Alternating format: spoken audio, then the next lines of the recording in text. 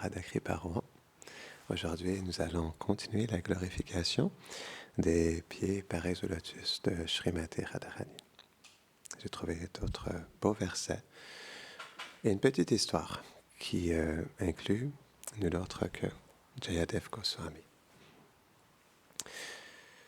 Om Gyanatimirandasya Gyanam Jarasharakaya Chakshurun Meditam Jaina Tasmai Shri Gurave Namaha Shri Chaitanya Mano Bhishtam Sthapitam Jena Bhutale Swayam Rupa Gadamayam Darati Svapadantikam He Krishna Karuna Sindho Dina Bandho Jagatpate Gopesha Gopika Kanta Radha Kanta Namostute Tapta Kanchana Gaurangi Radhe Brindavaneshvade Vrishabhanu Sute Devi Pranamami Hari Priye Vanchakalpatarubhyashta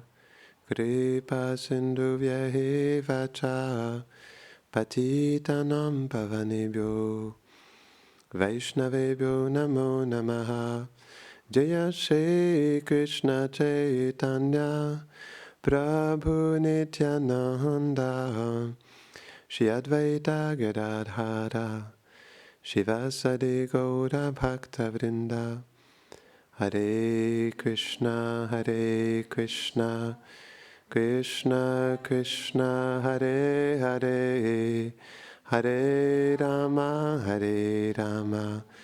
Rama Rama Hare Hare Namaham Vishnu Padaya Krishna Prashtaya Bhutale Shrimate Bhaktivedanta Swaminiti Namine Namaste Saraswati Devi Gauravani Pracharine Nirvashesha Shunyavadi Paschatya Deshatadine.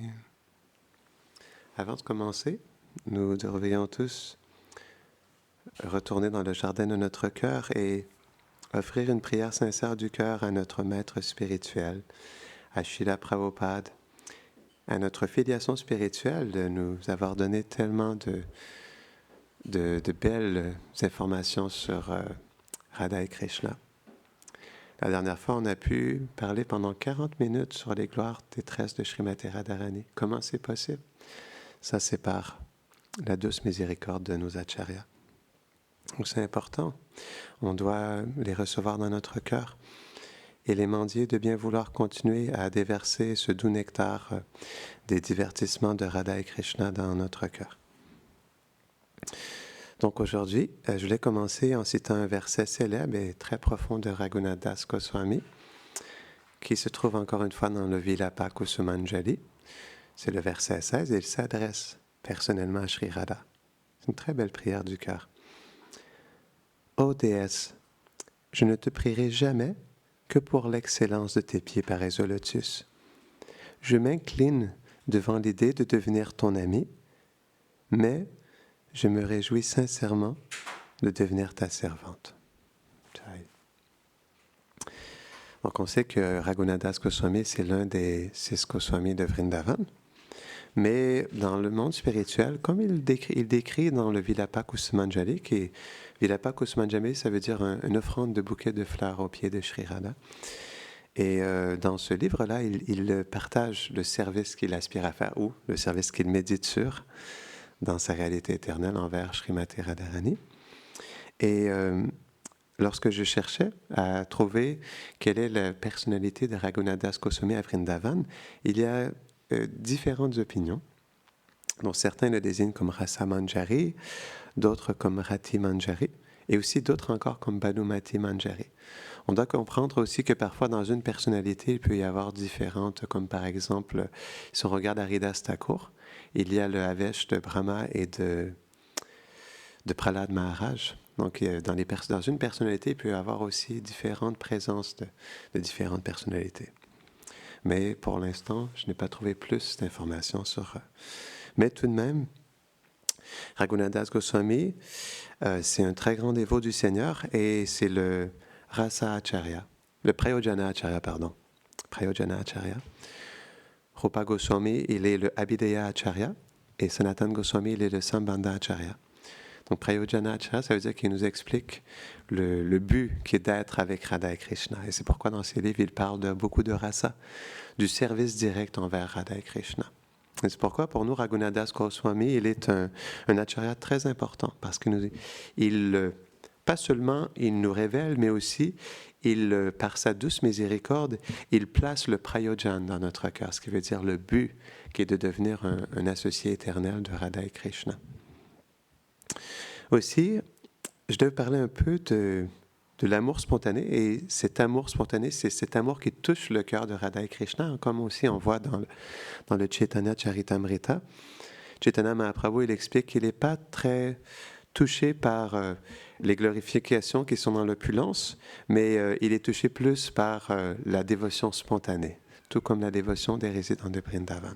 Il y a un verset là-dessus, dans le Srimad Bhagavatam, dans le 10e chant, chapitre 9, verset 21. Dieu, la personne suprême, Sri Krishna, le fils de Mère Yashoda, est accessible aux dévots engagés dans le service d'amour spontané. Je trouvais ça intéressant. Il est accessible aux dévots engagés dans le service d'amour spontané. Bhaktyamam abhijanati yavan yaschasmi tadvataha tatomam tadvakto tadva vishate tadanantaram.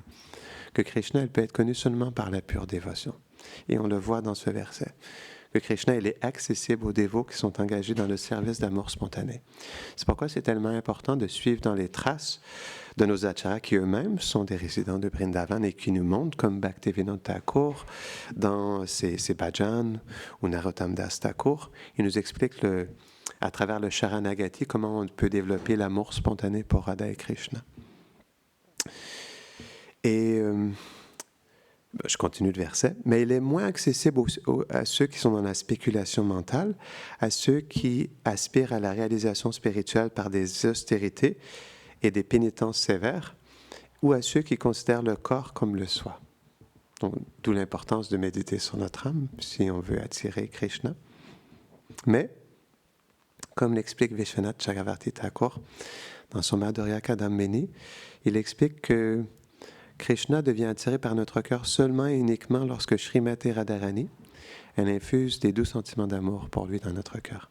Et c'est à partir de ce moment-là que Krishna, Madhusudan, il donne le nom de Madhusudan, tel une abeille, il va dans le jardin de notre cœur et il butine le miel de notre cœur. Mais ça, c'est par la miséricorde de Srimati Radharani. Et comment on obtient sa miséricorde? En méditant sur ses doux pieds pareils au lotus.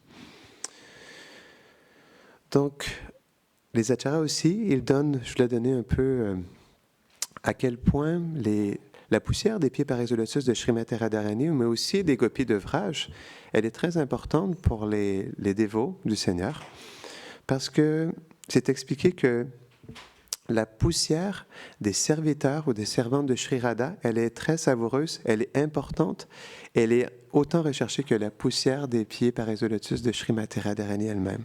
Pourquoi? C'est dû à l'amour qu'elles ont pour Srimati Radharani. Et on le voit dans l'histoire d'Uddhava qui a été impressionné par les gopis parce qu'il a fait plusieurs voyages à Vrindavan, mais il y a un voyage qui était le plus important de toute son existence, c'est lorsqu'il a passé 8 mois là-bas, par l'instruction de son cher ami Krishna. Et au cours de cette visite, il a constaté plusieurs fois l'amour pur que ces gopis, elles vouaient à Krishna. Et à ce moment-là, son respect et son admiration pour elle, il a transparu ou s'est manifesté à travers une célèbre prière qu'on trouve dans le Srimad Bhagavatam. Mais cette fois-ci, c'est dans le 10e chant, mais chapitre 47, le verset 63. J'offre sans cesse mes hommages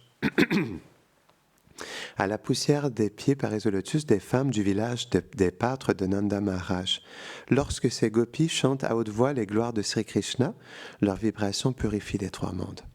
Et c'est lors de sa dernière visite à Vrindavan, Kudava, parce qu'il a déclaré la même chose, mais avec insistance. Il dit « Les gopis de Vrindavan ont renoncé à la compagnie de leurs époux, fils et autres membres de leur famille, qu'il est très difficile de quitter, et ont abandonné la voie de la chasteté pour se réfugier aux pieds pareils au lotus de Mukunda Krishna, qu'on devrait rechercher par la connaissance védique. Oh! Quand aurais-je la chance d'être l'un des buissons, des plantes grippantes ou des herbes de Vrindavan? Car les gopis les piétinent et les bénissent de la poussière de leurs pieds pareils au lotus. » Et aujourd'hui encore, comme c'est décrit par nos acharyas, Uddhava, il réside à Vrindavan toujours aujourd'hui, sous la forme de brin d'herbe, parce qu'il se délecte à chaque fois de la poussière des pieds pareils au lotus des gopis. Il s'est expliqué qu'il est situé près de Kusum Sarovar. Et c'est intéressant parce que pour ceux qui ont fait le tour de Kusum Sarovar, du côté droit du Kund, il y a plein de buissons à cet endroit-là. Mais Uddhava, il n'est pas le seul à désivrer cette poussière spéciale, mais aussi à des grandes personnalités telles que Brahma et Shiva. Parce que, en fait, comme Uddhava, les Pandavas, Shukadev Goswami, Raghunadas Goswami, bien sûr, ils aspirent tous à la poussière des amis de Srimati Radharani, mais aussi Brahma. Et on sait que, en fait, Brahma, il a accompli des austérités pour renaître sous la forme d'une colline à Vrindavan. Et quelle est cette colline? Pardon? Brahma Parvat. C'est la colline d'où est situé le palais de Brishabhanu Maharaj. Il y a Brahma, et ensuite à côté, il y a Vishnu Parvat. Et il y a aussi, entre les deux, il y a ce sentier où les gopis se sont fait taxer par Krishna. Et pour ceux qui sont allés physiquement, il y a des traces de yaourt encore sur le rebord de la falaise. Et donc Brahma, il a fait tellement d'austérité pour devenir cette colline à Barshan, pour que Radharani et les gopis posent constamment leurs pieds pareils au lotus sur lui. C'est une belle prière. C'est une belle aspiration. Et aussi, de la même manière, Shiva, il nourrissait exactement le même désir, mais il accomplit encore une fois de longues austérités. Et quand Krishna il est apparu, le Seigneur Shiva il a demandé la même bénédiction que Brahma. Il a dit « Oh mon cher Seigneur, permets-moi d'apparaître sous la forme d'une montagne à Vrindavan. Lorsque tu descendras sur cette terre, je désire avoir la poussière des pieds des gopis sur mon corps. » C'est beau. Hein? Et donc à tous les jours, parce qu'il y a des millions de personnes à Nandagram. Il y a tous les jours, pas seulement Nanda Maharaj, mais aussi Krishna, Balaram, leurs amis, ils marchent et ils foulent le sol de Nandagram. Et aussi, c'est ça, cette colline s'appelle Nandeshwar. Et sur l'autel, on a une manifestation de Nandeshwar aussi sous la forme de Shila de Nandeshwar. Donc je voulais revenir par rapport à un divertissement. Ok, non. Avant ça, pour ceux qui sont déjà allés à Radhakund, donc c'est expliqué qu'il y a un pont entre Radhakund et Shyamakund, il y a un pont spécial qui unit Radhakund et Shyamakund. Et c'est un endroit très spécial. En fait, ce pont, il s'appelle Ratnavedi. Et ça se traduit par l'autel des joyaux.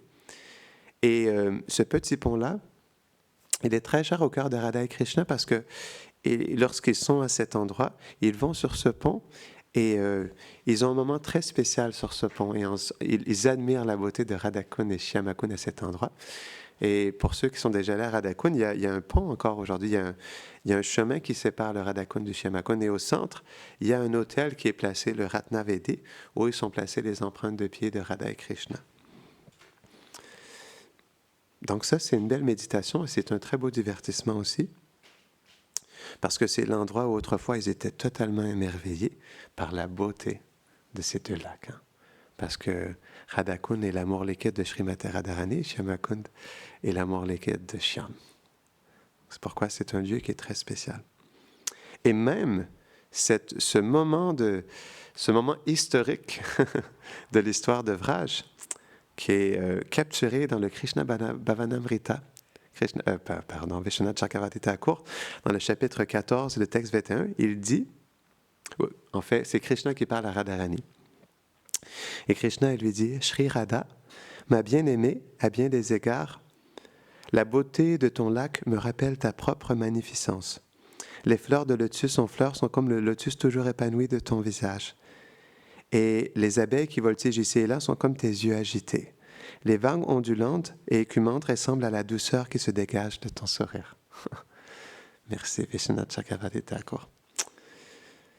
Et en fait, ce qui est décrit aussi, Krishna continue, pardon, j'ai coupé Krishna. Il dit, et ces essaims d'abeilles sont comme ta tresse ondulante. La lumière du soleil reflétée à la surface de ton lac Radha est comme ton teint doré. Ô Radha, à bien des égards, ce lac me rappelle de toi. D'où ce spectacle béni. Cela me procure un grand plaisir. C'est bon, hein? Et donc, c'est ce que Krishna ressent lorsqu'il est à cet endroit, sur ce pont. Et aussi, ah oui, très beau. Donc, les acharyas, ils expliquent que cet endroit, c'est pourquoi, j'expliquais tout à l'heure, il y a un autel avec les pieds de Radha et Krishna, parce qu'il y a réellement les traces de pieds de Radha et Krishna à cet endroit. Et c'est expliqué que ces empreintes elles sont si puissantes que le simple fait d'en entendre parler procure une goutte de la même félicité que celle que les gopis ont goûtée lorsqu'elles ont vu Radha et Krishna qui étaient présents sur ce pont. C'est pourquoi c'est vrai que les Lilasthans à Vrindavan, ils sont très, très, très sacrés. Parce que Radha et Krishna, non seulement éternellement manifestent leur divertissement, mais laissent leur doux nectar dans ces lieux. Tellement, par exemple, on regarde à Pili-Pokur, lorsque Radharani, donc je ne raconterai pas toute l'histoire, mais on devrait la raconter à nouveau un autre jour, parce que c'est un très beau divertissement. Mais Mère Yashoda, elle est tellement touchée de Radharani que c'est comme sa propre fille. Et naturellement, Radharani, elle a toutes les qualités féminines, mais d'une manière parfaite et absolue. Et lorsque Mère Yashoda est dans la présence de Radharani, elle a toujours ce sentiment de vouloir marier Radharani à son fils Krishna, parce que pour son fils, elle veut la meilleure épouse pour lui. Et un jour, Mère Yashoda, dans ce sentiment, elle avait donné une boîte remplie de bijoux à Srimati Radharani, et aussi, elle lui avait mis du haldi, du curcuma jaune sur ses mains. Et ça signifie qu'on souhaite qu'une jeune fille se marie. Et donc, elle n'a pas compris à ce moment-là, mais quand Lalita Sakhi, elle a accompagné Radharani, les Sakhi sont partis ensemble, Lalita s'est tournée vers Radharani et lui a dit « Oh, est-ce que tu sais qu'est-ce que ça veut dire, le haldi, sur tes mains ?» Et ça, c'est pas une tradition ordinaire, c'est parce que Maya Yashoda, elle a envie que tu te maries à Krishna. Et là, Radharani, elle était toute timide. Et en même temps, les Sakhi, elles faisaient des blagues parce qu'elles ne voulaient pas perdre leur liberté de pouvoir se gambader dans les champs, d'aller chercher des fleurs, etc. Donc, il y a tout un divertissement au Radharani parce qu'elle ne voulait pas laisser de traces, comme elle allait retourner aussi à Javat. Donc, ils sont allés dans un lac avoisinant parce qu'elles exprimaient, les filles, qu'elles voulaient garder leur liberté, mais c'était pour cacher aussi l'amour que Radharani avait pour Krishna. Donc, elle s'est rendue dans ce lac à Pili-Pokur et elle s'est lavé les mains. Mais lorsqu'elle se levait, lavait les mains, elle regardait l'haldi sur ses propres mains et elle se disait « Oh, comme ça serait spécial que je sois mariée à mon Dushyam ». Et là, en faisant ça, le bave de son cœur a commencé à sortir de ses mains et ça a profondément coloré de son amour doré dans ce kund. Et là, Krishna, il est apparu ensuite quand il est parti. Et là, tout était doré, pas seulement le kund, mais les arbres, tous les oiseaux, tout était absolument doré. Et Krishna, quand il est entré, il a vu, waouh! Il me semble que tous les jours, je passe à cet endroit, mais je n'ai jamais vu cet endroit aussi doré. Et il a été vraiment attiré par le bave de Radharani. Donc, il s'est posé près de la berge et là, il a touché avec son doigt. Et, il a eu un profond choc électrique du bave de Radharani. Il a été profondément attiré par son amour. Et là, il est entré dans le kund. En tout cas, je ne raconterai pas toute l'histoire, parce qu'il y a d'autres choses que je vais partager aujourd'hui. Mais très beau divertissement. On peut voir que ce lieu est imprégné de l'amour de Radharani, de Krishna, qui s'imprègne profondément de son amour. Donc, on avait déjà évoqué la semaine dernière le divertissement où les gopis, elles ont suivi les empreintes de Krishna, quand on a parlé tout d'abord des pieds parés de lotus de Radharani. C'était dans la danse rasa de Sarat Shashi. Et à cette occasion-là, Krishna, lorsqu'il avait disparu au milieu des gopis, donc ils ont commencé à le chercher, comme on expliquait. Et à un moment donné, dans un coin de la forêt, ils ont remarqué l'empreinte d'un drapeau, d'un lotus, d'un grain d'orge dans la poussière de Vrindavan.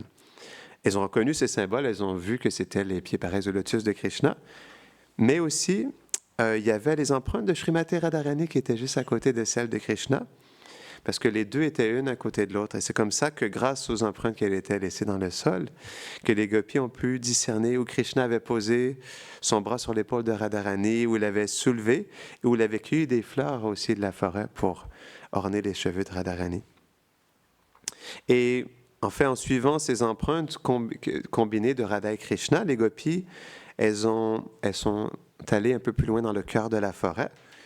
Et elles ont pu retrouver Krishna qui était présent, Radharani qui était seule, parce que, en fait, quand Radharani, elle s'est sentie, mais ça c'est tout un divertissement, pour que les gopis puissent voir l'amour spécial de Srimati Radharani, mais Radharani, elle se sentait spéciale d'être toute seule avec Krishna. Elle lui dit « Oh Krishna, est-ce qu'on peut se poser ici ?» Et donc, Krishna, elle est disparu à ce moment-là.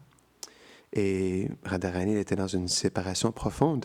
Et quand les gopis, parce que lorsqu'elles sont arrivées, lorsqu'elles cherchaient Krishna, elles ont vu cette gopi qui était présente et elles ont été témoins des profondes expressions d'amour et aussi de la séparation de Radharani. Et les gopis, elles ont prononcé un verset, on pourrait dire, si pas le plus célèbre, un des versets les plus célèbres. Et ça, c'est vraiment, ce verset, il est gravé dans le cœur de tous ceux qui cherchent le rasa et qui espèrent aussi recevoir les doux pieds pareils au lotus de Srimati Radharani dans leur cœur. Et ce verset est le suivant. Certes, cette gopi a parfaitement adoré cette toute-puissante personne divine, Govinda, car il était satisfait d'elle.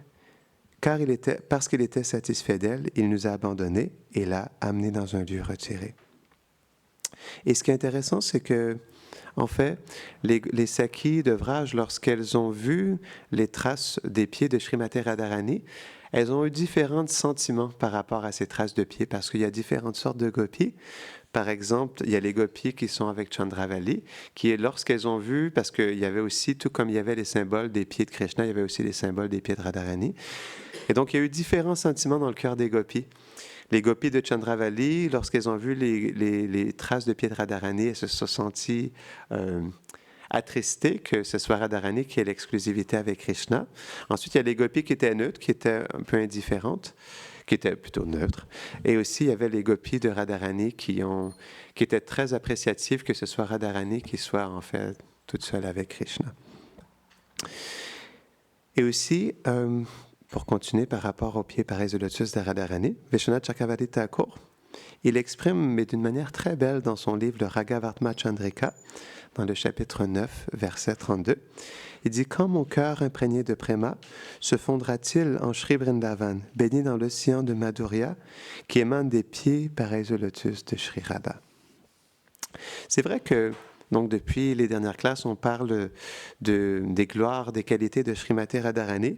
C'est vrai que c'est un sujet qui est très profond, mais malgré tout, c'est vraiment important d'aborder ces questions parce qu'il y a un dicton qui dit que nous savons qui nous sommes et où nous allons. C'est pourquoi, comme on expliquait l'importance aussi du prayojan, c'est important de comprendre quel est le but, la perfection de l'existence et comment atteindre ce but. C'est pourquoi, en fait, les gloires de Radha et Krishna sont comme un sadhya pour nous. Ils sont un but qui est important.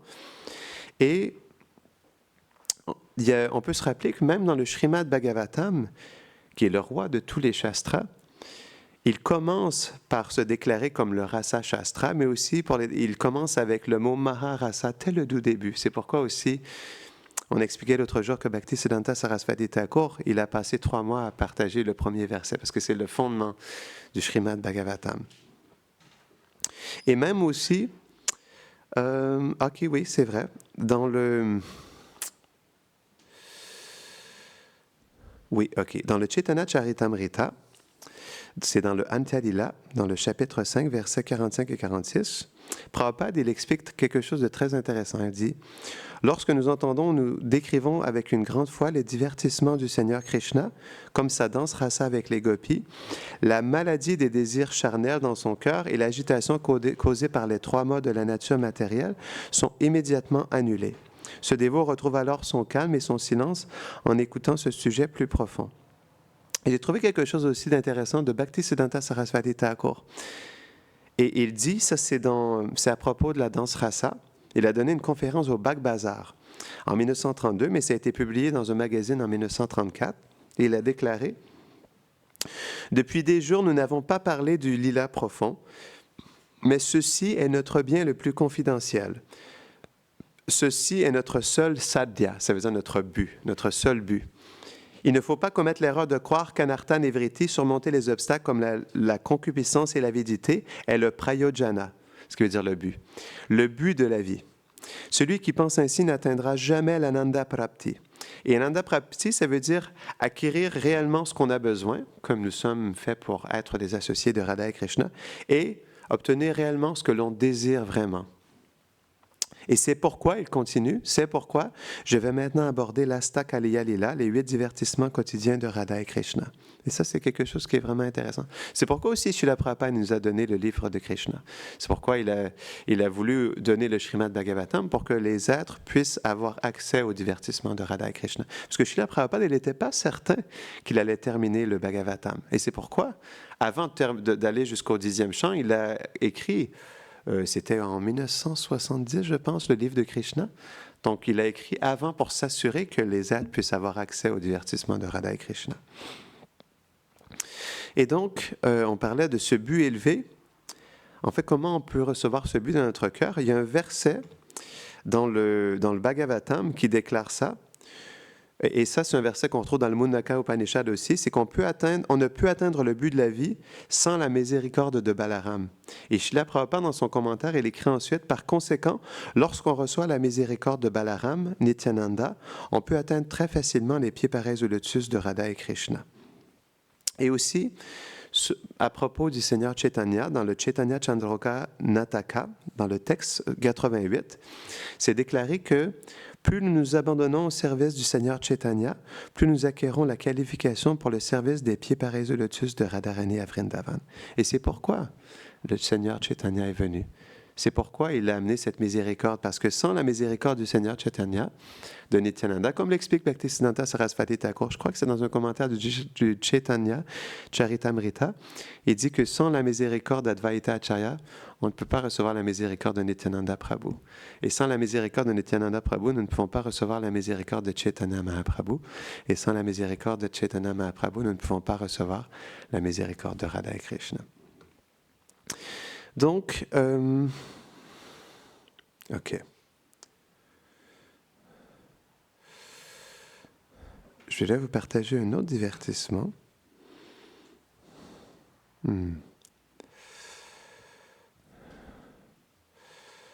OK. OK, je l'ai trouvé. Donc, c'est une belle histoire parce qu'elle nous montre à quel point les pieds pareils au lotus de Srimati Radharani sont très spéciaux au cœur de Krishna. Et donc, c'est un matin, c'est le poète Jayadev Goswami. Il est en train d'écrire son œuvre la plus importante, qui s'appelle le Gita Govinda.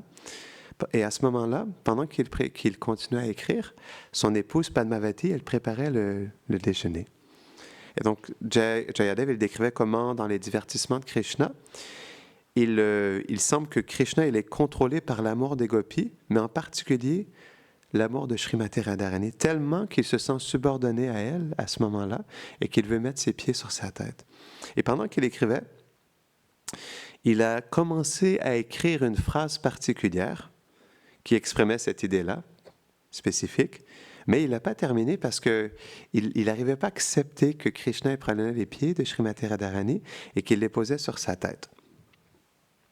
Et donc, Jayadev Goswami, il s'est assis devant son manuscrit, il était plongé dans ses pensées et il avait atteint un moment essentiel, c'était comme le summum de la Gita Govinda et il voulait vraiment montrer comment Krishna, le maître suprême, en réalité, il était contrôlé par l'amour des gopis.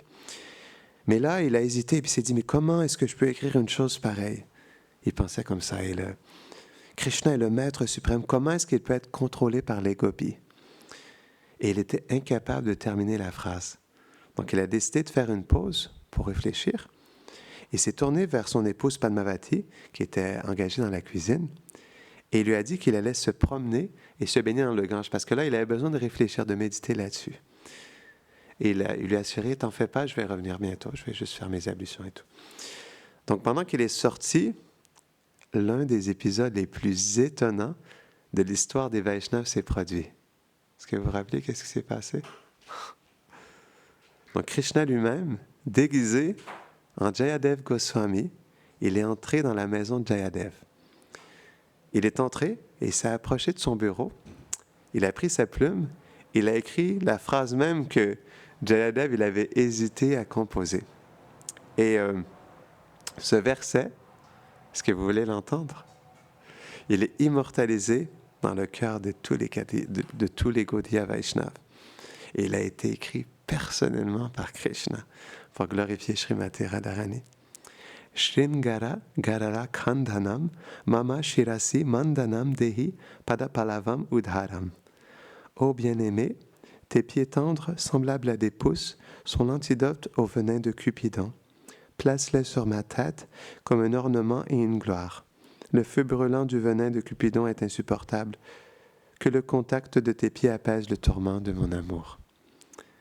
Et parmi ce verset, ces paroles, les acharyas, ils identifient la phrase la plus importante, c'est Dei Pada Palavam Udaram. Veuille placer tes pieds sur ma tête comme ornement et comme ma gloire. Et après avoir écrit ça, qu'est-ce que Krishna a fait sous la forme de Jayadev? Il s'est assis, il a accepté le prashad qui avait été préparé avec amour par Padmavati. Et après avoir terminé son repas, il a informé qu'il allait faire une autre promenade. Donc il est sorti et peu après, le véritable Jayadev, il est revenu de son bain dans le Gange. Et lorsqu'il a demandé à Padmavati quand est-ce que le prashadam serait prêt, elle a regardé, mais incrédule. Mais tu es rentré tout à l'heure, tu es allé à ton bureau, tu as écrit quelque chose, tu as pris ton prashad, puis tu es reparti pour faire une autre promenade. Et Jayadev, il était complètement abasourdi. Il a dit « Quoi ?» Donc il s'est précipité vers son bureau, et là, à l'encre fraîche et humide, il a lu ces mots. « Dei Padapalavam Udaram. S'il te plaît, place tes pieds sur ma tête comme ornement, comme mon ornement et comme ma gloire. » Et quand il a vu ça, il s'est écrié, il a dit « C'est un miracle, c'est un miracle, c'est un miracle !» Et il y a des larmes qui ont coulé de ses yeux pendant qu'il s'est tourné vers sa femme. Il a dit « Padmavati, tu es tellement fortunée. Krishna lui-même a écrit ces lignes et a accepté le prashadam de tes propres mains. » Et ce passe-temps, il est tellement doux. Il est tellement cher au cœur des Vaishnavas parce que quand Jayadev Goswami il a enfin achevé son illustre Gita Govinda, il a conclu. Est-ce que vous voulez entendre la conclusion de Jayadev Goswami? Donc il a conclu avec vraiment des belles prières. Tout ce qui est délicieux dans la diversité de la musique, tout ce qui est gracieux dans les beaux accords de la poésie et tout ce qui est exquis dans le doux art de l'amour, que les personnes heureuses et sages l'apprennent des chants de la Gita Govinda. Donc il a terminé comme ça. Et c'est beau ce divertissement parce qu'il nous montre comment Krishna, il est subordonné à l'amour de Srimati Radharani et il le montre par le fait de poser ses doux pieds pareils au lotus sur sa tête, dont nous méditons et dont nous aspirons aussi à avoir les pieds pareils au lotus de Srimati Radharani dans notre cœur. Et oui, on va terminer avec ça. Un autre beau verset du Radha Rasa Sudhanidhi, le verset 259, Srila Prabhupada Saraswati, il exprime un désir aussi similaire et dit « Absorbez-vous totalement en Krishna, dont la couronne est ornée d'une plume de paon. Chantez constamment son nom et ses gloires. Invoquez son plaisir en vous absorbant à servir ses pieds pareils au lotus et en chantant continuellement le Mahamantra. Mon désir le plus profond et le plus sincère est de devenir l'esclave des pieds pareils au lotus de Srimati Radharani.